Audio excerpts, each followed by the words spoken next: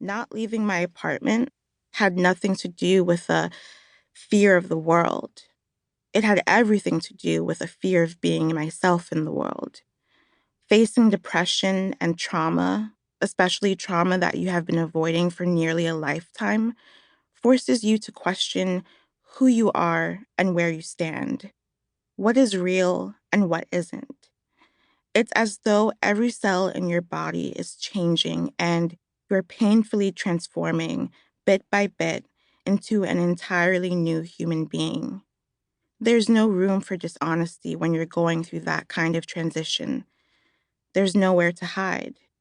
And so, being a person in the world felt like an impossibility, because in order to be out and be on, I believed that I had to be dishonest, to pretend as though I was okay when I wasn't. On the rare occasions when I did go into the office, where I worked full-time as a culture writer for HuffPost, I felt like a robot with some sort of glitch. I felt defective. How could I do my morning commute, go to meetings, and make small talk with my colleagues when I could barely get out of bed? How could I answer even a mundane question like, "How are you?" with "I'm fine," knowing that the real answer was, "I haven't slept in 7 days, and I feel like I'm beginning to see things from the corner of my eye." Until I could say I was fine and truly mean it, leaving my apartment was too exposing. Instead, I did the thing I've always done when I try to cope with bad feelings. I wrapped myself up in the warm cocoon of my home and disappeared into movies, into TV shows, into the internet.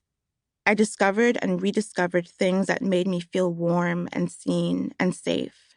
I rewatched old seasons of Girlfriends and Moesha, listened to albums like Erykah Badu's Mama's Gun and Jungle Pussy's Satisfaction Guaranteed, and Minnie Riperton's Perfect Angel on repeat as a meditation, read Claudia Rankine and Octavia Butler and Saidiya Hartman and felt my heart catch in my throat. I watched over and over again a 30-second clip from a Nina Simone interview in which she declares, "I'll tell you what freedom is to me. No fear." Slowly, bit by fragile bit, I wrote. All this to say, the essays in this book came together as I fell apart. And writing about Black women is the thing that put me together again, that got me through and helped me become reacquainted with the concept of joy and freedom. I'm constantly, maybe even obsessively, thinking about what it means to be a Black woman who writes about pop culture, a Black woman who watches. I have been writing, mostly about film and television, for over 10 years.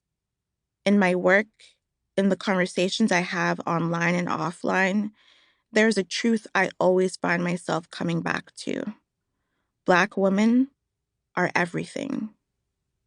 To say that Black women are everything, that they are indeed a driving force, if not the driving force of popular culture, is not intended as some pithy, abstracted, tweetable declaration, a slogan to slap onto a t-shirt or a coffee mug. To say that Black women are everything, are indeed essential to American culture, to the global zeitgeist, is simply to observe things as they actually are. Arguably the most celebrated and influential pop stars within the last decade, and the current one, are two Black women, Beyoncé and Rihanna. Both have defined and then redefined what it means to reside at the intersection of business and artistry. Visual storytellers, including Ava DuVernay, Michaela Cole, Issa Rae, Mara Brockakil, Misha Green, Dee Reese, Janet Mock, and Shonda Rhimes, have changed the film and television industries from the inside out by creating stories centered on Black characters who look, behave, and live lives radically different from anything that's been seen before.